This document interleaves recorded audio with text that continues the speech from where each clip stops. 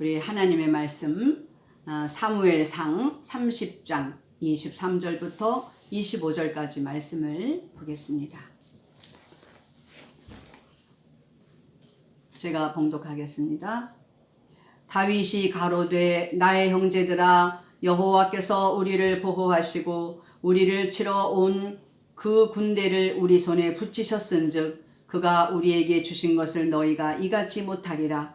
이 일에 누가 너희를 듣겠느냐? 전장에 내려갔던 자의 분깃이나 소유물 곁에 머물렀던 자의 분깃이 일반일지니 같이 분배할 것이니라 하고, 그날부터 다윗이 이것으로 이스라엘의 율례와 규례를 삼았더니 오늘까지 이르니라. 아멘. 오늘은 이 본문 말씀을 가지고 다윗에게 배운다라는 제목으로서 은혜를 나누고자 합니다. 사무엘상 16장부터 등장하는 다윗이라는 인물에 대해서 간략하게 살펴보려고 합니다. 이 시간 다윗의 이야기를 통하여 다윗에게서 얻는 교훈은 무엇인지 우리 함께 은혜 받는 시간이 되기를 축원합니다. 사실 다윗은 소년 시절부터 청년 시절에 이르기까지 너무나도 억울한 시간을 보냈습니다. 다윗은 목동이었습니다. 소년 다윗은 여느 때처럼 들판에서 양떼를 돌보다가 갑자기 집으로 불려 들어가 여호와의 종 사무엘을 통하여 하나님의 기름 부으심을 받았습니다. 하나님께서는 사울을 버리시고 다윗을 세워 이스라엘 왕으로 세우시려고 사무엘을 통하여 기름 부으심의 예식을 행하게 하셨습니다. 그런데 하나님의 기름 부으심을 받은 그때부터 다윗에게는 크나큰 환난과 고통의 시간이 기다리고 있었습니다. 다윗은 사울로부터 목숨을 위협받으며 10년 넘는 세월 동안 도망자의 삶을 살았습니다. 사울에게 악신이 내려 고통을 받을 때에 다윗이 사울 앞에서 수금을 타면 그때마다 악신은 사울에게서 떠나갔습니다. 블레셋이 이스라엘을 공격하여 이스라엘이 거의 패전 위기에 처했을 때 다윗은 아직 군대에 갈 자격도 없었지만은 오직 여호와 하나님의 이름으로 적장 골리앗의 머리를 베어 사울 왕과 이스라엘 군대에 큰 승리를 안겨주었습니다. 다윗의 승리에 대하여 사울이 죽인 자는 천천히요 다윗이 죽인 자는 만만이로다 라는 백성들의 여인들의 환호를 들으면서 다윗을 영접했던 그날부터 다윗의 시련은 시작되었습니다. 다윗을 시기하고 질투하고 자신의 자리에 불안감에 빠진 사울 왕이 다윗을 죽이기로 혈안이 되어 있었기 때문입니다.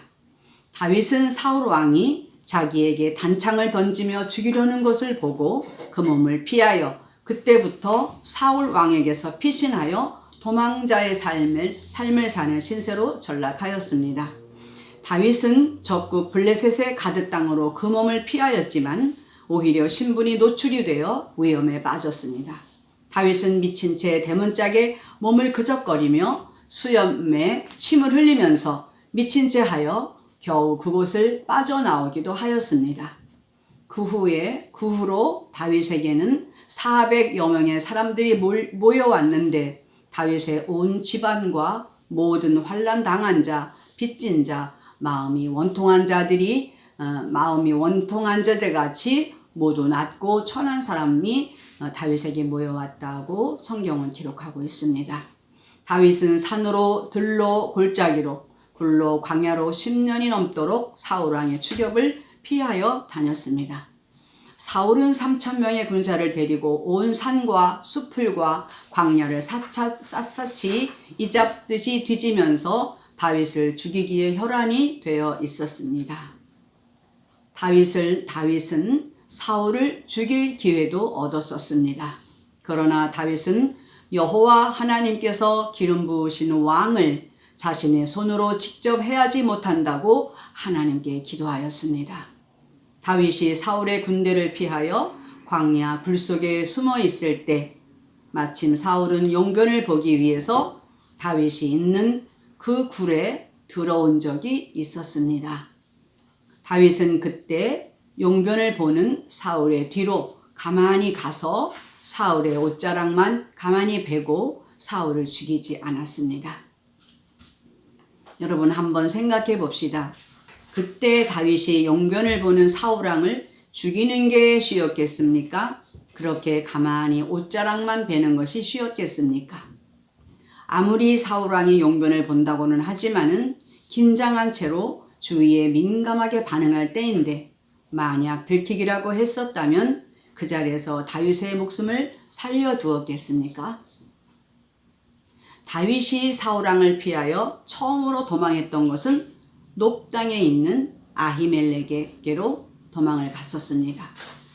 제사장 아히멜렉은 다윗을 알아보고 그에게 떡을 주며 그것에 보관하고 있던 다윗이 골리앗을 죽일 때 사용했었던 골리앗의 칼을 다윗에게 준 일이 있었습니다. 다윗을 살려주었다는 이유로 해서 사울 왕에게 아히멜렉은 불려가고 그에게 그와 온 집안 제사장들 85명은 모두 무참하게 죽게 되었습니다. 다윗을 살려준 대가였습니다. 그럼에도 불구하고 다윗은 그런 사울의 몸에 해를 가하지 아니하였습니다. 전심으로 하나님을 경외하면서 하나님을 두려워하는 다윗의 이런 진실한 믿음을 하나님께서는 얼마나 기쁘게 받으셨을까요?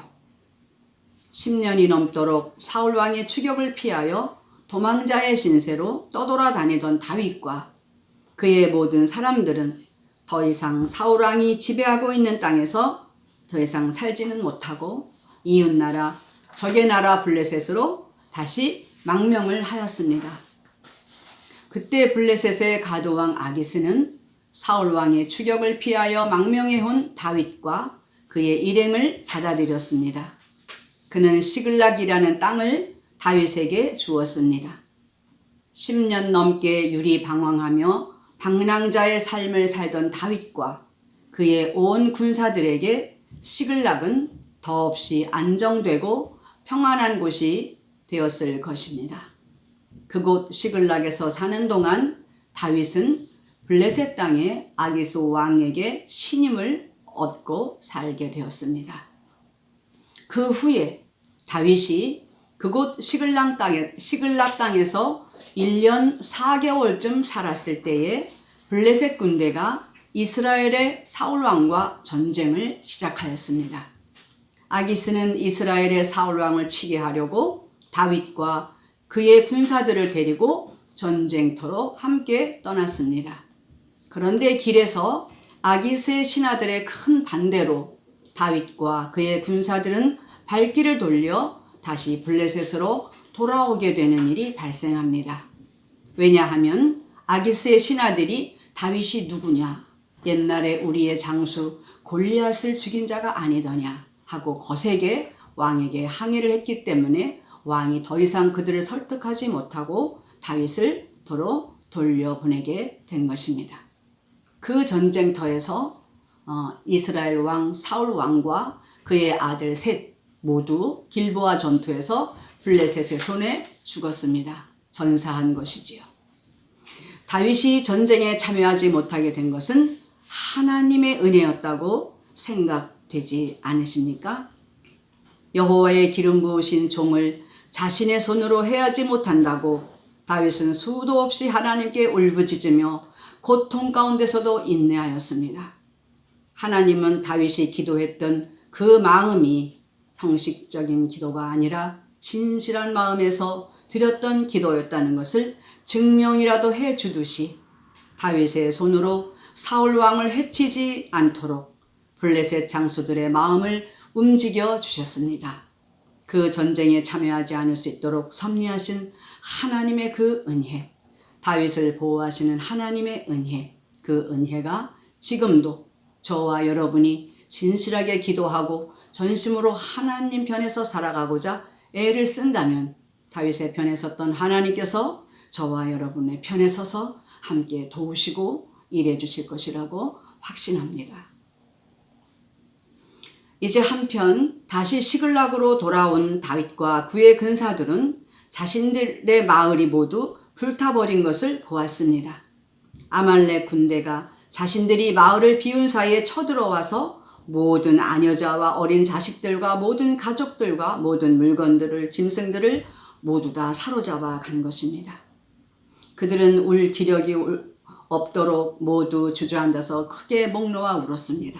그리고는 너무나 절망한 다윗의 군사들은 다윗에게 돌을 들어 치려고 하였습니다. 여러분, 왜 안 그러겠습니까? 이 모두가 다윗의 책임이 아닙니까? 무능한 장수, 무능한 자기들의 리더, 이를 이제 불신하는 것이지요. 10년을 넘게 도망 다니다가 겨우 사울왕의 목을 칠 수 있는 기회도 놓쳤습니다. 블레셋 왕에게서도 신임을 얻지 못하고 사울 왕에게서도 쫓겨 도망 다니는 그런 다윗. 이제는 자신들이 그나마 갖고 있던 모든 재산과 가족들을 다 잃었습니다. 마을이 불탔습니다. 이제 다윗은 마음이 궁급하여 하나님께 기도하고 그 위기를 모면하게 됩니다.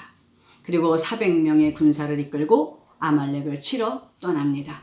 가는 길에 하나님께서는 아말렉에서 버림받은 한 소년 병사를 만나게 하시고 그의 길 안내를 받아 아말렉을 쳐들어가 크게 이겨서 빼앗겼던 모든 가족들과 물건들을 하나도 남김없이 모두 다시 찾아오게 되었습니다. 오늘 본문의 내용은 바로 그때의 상황에 대한 말씀이 기록된 말씀입니다. 아말렉을 치러 갈 때 군사 400명 가운데 싸울 힘이 없을 만큼 지친 군사들이 있었습니다. 다윗은 이 지친 군사들 200명을 부솔 시냇가에 남겨두고 남은 200명만 데리고 아말렉을 가서 이틀 동안 쳤습니다. 그러니까 그들이 얻은 노량물, 즉 전리품을 분배하는 데 있어서 그들 가운데서 부솔 시냇가에 남아 아말렉을 치는데 참여하지 않은 200명의 사람들에게는 아무것도 주지 말고 싸움에 참여한 자신들 200명끼리만 전리품을 나누자고 하는 일이 발생한 것입니다. 그러나 다윗의 생각은 달랐습니다. 23절에 보면 나의 형제들아, 여호와께서 우리를 보호하시고 우리를 치러 온 그 군대를 우리 손에 붙이셨은즉 그가 우리에게 주신 것을 너희가 이같이 나누지 못하리라. 이 앞에 누가 너희를 듣겠느냐? 전장에 내려갔던 자의 분깃이나 소유물 곁에 머물렀던 자의 분깃이 일반일지니 같이 분배할 것이니라 하고 말합니다. 그렇습니다. 다윗은 전쟁을 해서 이기는 것도 하나님께서 도우셨기 때문에 이긴 것이라고 믿었습니다. 전리품도 하나님께서 주신 분깃이라고 그렇게 믿은 것입니다. 그래서 그들을 가르치면서 전쟁에 참여한 자나 참여하지 못한 자나 일반으로 서로 분깃을 분배하라 이렇게 명합니다. 25절에 보니까 그날부터 다윗이 이것으로 이스라엘의 율례와 규례를 삼았더니 오늘까지 이르니라. 여러분 아멘 아닙니까? 블레셋이 사울왕과 싸울 때에 길보아산에서 사울왕이 전사함으로 이제 그 다윗은 이스라엘로 편안히 돌아가 이스라엘의 왕이 됩니다. 40년 동안 이스라엘을 부흥시키고 정말 훌륭한 그 임금으로 하나님의 마음에 합한 그런 왕이 되었습니다. 그가 왕이 되고 이런 율례들을 끝까지 그 나라에 정착을 삼았다. 이런 말씀이 되겠지요. 사랑하는 성도 여러분, 우리는 마지막 때를 향해 점점 더 가깝게 달려가고 있습니다. 자연의 순리를 보더라도 성경적 순리를 보더라도 주님이 점점 가까이 오고 계신다는 사실은 아무도 부인하지 못합니다. 바로 이러한 때에 오늘 다윗의 이 이야기를 통하여 여러분은 무엇을 배우셨습니까? 저는 오늘 다윗을 통하여 하나님을 전심으로 경외하며 또 하나님께는 진심으로 기도해야 한다는 것을 다시 한번 생각하게 되었습니다. 그리고 사람을 사랑하고 낮고 천한 자들을 귀히 여기고 모든 이들에게 관용을 베풀었던 이 다윗의 마음을 좀 더 배워야 되겠다고 생각하였습니다. 다윗은 30세에 왕으로 등극할 때까지 600여 명의 그의 사람들을 데리고 10년도 넘는 긴 세월을 피난살이 하였습니다. 그럼에도 그는 하나님에 대한 신뢰를 잃지 않고 하나님에 대한 믿음을 저버리지 않았습니다. 그래서 그는 이렇게 훌륭한 지도자가 될 수 있었습니다. 마지막 때를 살아가는 우리 모든 성도님들 모두 다윗처럼 넓은 마음, 진실한 마음으로 하나님을 사랑하고 형제를 사랑하면서 참된 예수 믿는 사람, 참된 그리스도인의 모습을 하나님께도 사람에게도 보여드리기를 원합니다. 하나님을 기쁘시게 하면 하나님께 큰 상을 받고 칭찬받고 큰 복을 받으실 줄을 믿습니다. 기도하겠습니다. 하나님 아버지, 오늘 다윗의 삶을 통하여 우리도 다윗과 같이 하나님께 인정받고 사람들에게는 넓은 관용을 베푸는 진실한 믿음을 다 갖게 하여 주시옵소서. 우리의 관용을 모든 사람에게 알게 하여 주님 오실 때를 잘 준비하는 그런 성도가 다 되게 하여 주시옵소서.